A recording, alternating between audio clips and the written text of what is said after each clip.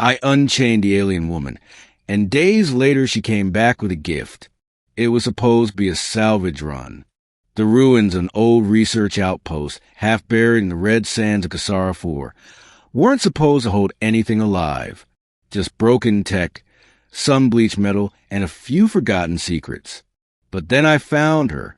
She was chained to a wall in the basement of the outpost. Thin, bruised, her silver skin dulled with grime. Her eyes glowed faintly, even in the dark, and when they met mine I expected fear or rage. Instead, I saw one thing: exhaustion. "Who did this to you?" I asked. She didn't answer. Her wrists were shackled with a cruel alien alloy I didn't recognize, and her legs barely supported her weight. Her lips moved, faintly, a whisper in a language I didn't know. But I didn't need translation. She wasn't dangerous. She wasn't a threat. She was a prisoner. I hesitated, then activated my cutter torch. The metal hissed as it gave way. Sparks danced across her skin, but she didn't flinch. The moment the last shackle dropped, she collapsed. I caught her.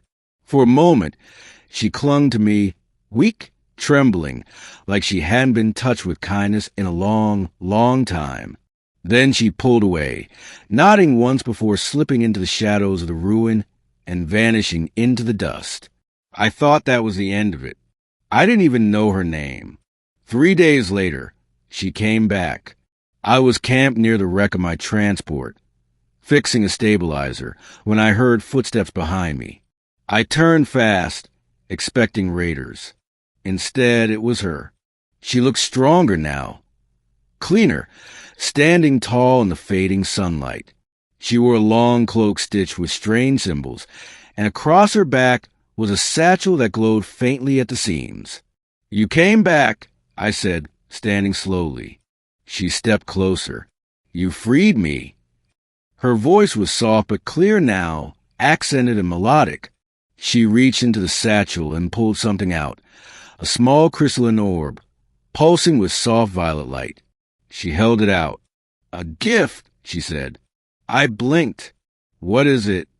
She looked at it with something like reverence. "Memory. Knowledge. My people's last light. The ones who imprisoned me wanted it for war. And you're giving it to me?" She nodded. "Because you gave me freedom without asking anything in return." I hesitated, then took it. The orb was warm in my hand, like it had a pulse. "What's your name?" I asked. She tilted her head slightly. "Salith." "Salith." I repeated. "Why were you chained?"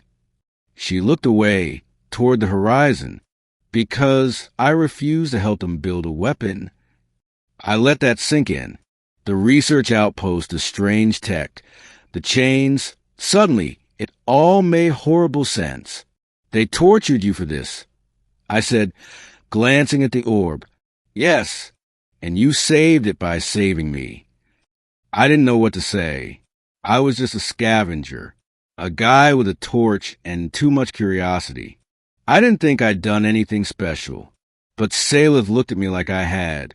She stepped back, wrapping her cloak around her. "Guard it well, Mason. Others will come for it." My stomach tightened. "And what about you?" "I have more to reclaim. More to stop." She turned, walking into the dusk, her silhouette fading into the wind-blown sand. I stood there, holding the orb, feeling its soft pulse, like a heartbeat from another world. I had unchained a stranger, a prisoner, an alien, and now I held something that might change the galaxy, because of kindness, because of a choice. And I had a feeling Salith and I would meet again.